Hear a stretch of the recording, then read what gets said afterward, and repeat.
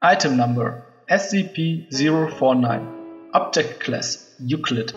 Special Containment Procedures. SCP-049 is to be contained in a secure holding cell in Research Sector. SCP-049 is not to be removed from its cell unless approved by a Level 2 or higher personnel, before which SCP-049 must be heavily sedated. Even so, at such times SCP-049 is to be accompanied by 2 armed guards and guided by an iron collar secured to 2 iron poles 2 meters in length and held firmly by 2 Level 1 or higher personnel while in transit. Any experiments performed on SCP-049 are to be conducted inside of specifically prepared rooms. See document 042-D318. SCP-049's cell should be monitored at all times via a security camera. Should any abnormal behavior occur, Doktor should be alerted at once. Description: SCP-049 is humanoid in appearance, standing at 1.9 meter tall and weighing 95.3 kg. However, the Foundation is currently incapable of studying its face and body morphology, as it is covered in what appears to be the garb of the traditional plague doctor from 15th to 16th century Europe. This material is actually a part of SCP-049's body, as microscopic and genetic testing show it to be similar in structure to muscle.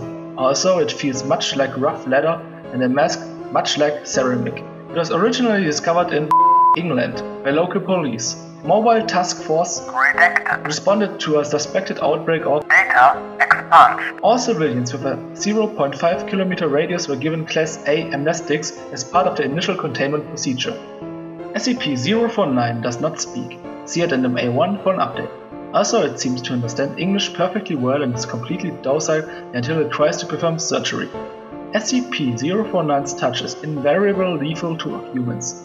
After contact with SCP-049's hands, the victim, hereafter referred to as SCP-049-2, suffers data expunged and dies within moments. SCP-049 will then attempt to kill all humans it can see in a similar manner, supposedly to avoid interruption before returning to SCP-049-2. It produces a bag made of data expunged, containing scalpels, needle, thread, and several vials of an as yet unidentified substance from somewhere within its body.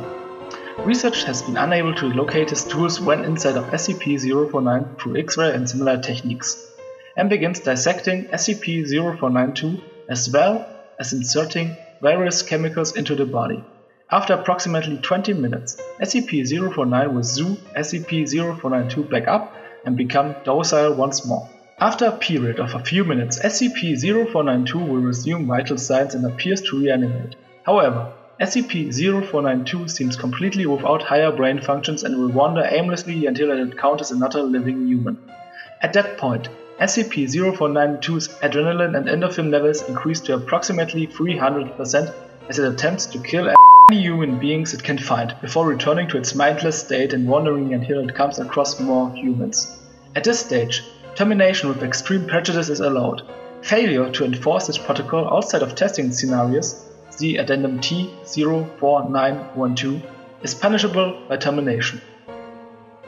Detailed autopsies of SCP-049-2 have found several unusual substances, along with usual substances in large amounts within the bodies, including data expunged. However, several have yet to be identified. Researchers with Level 3 or higher authorization refer to Addendum C1.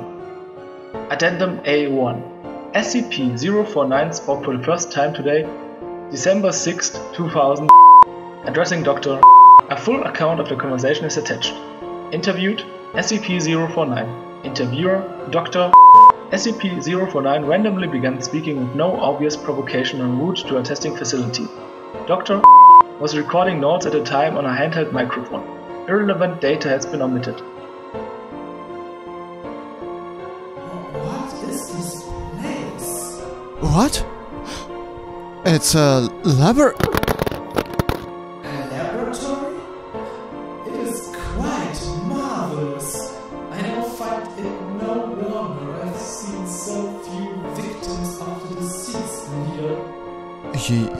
Yeah, you see, I thought you incapable of speech.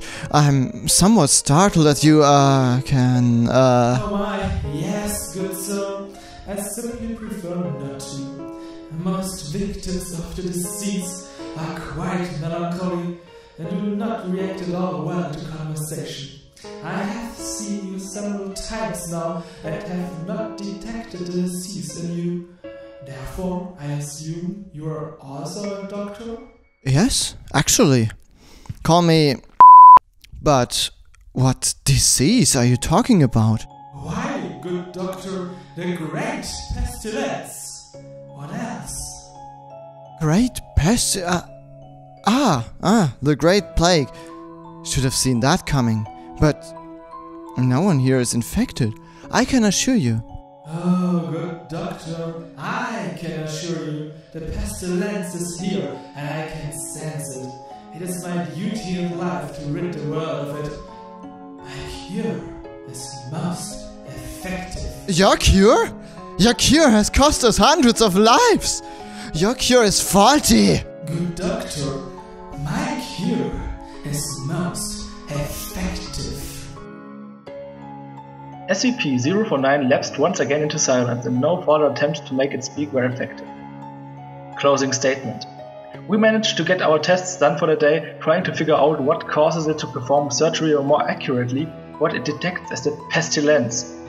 So far, research has shown us no correlation between any of the D-class personnel it has performed surgery on. We are still working on it. Dr.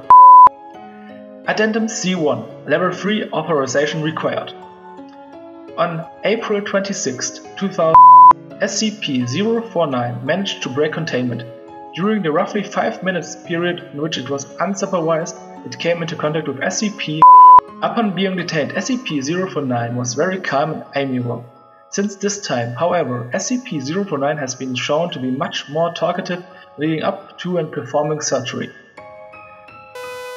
I don't know what 049 and the damned mask talked about, but he seems much happier overall. He no longer seems to simply sit and mope around in his cell, and several staff have claimed to hear him humming old church hymns. In addition, in the moments leading up to performing surgery, he has started talking, apparently trying to comfort his victim, claiming that he is the cure among other things. The focus of our research has been shifted towards finding out what the hell he and Redacted talked about during their little chat. Dr.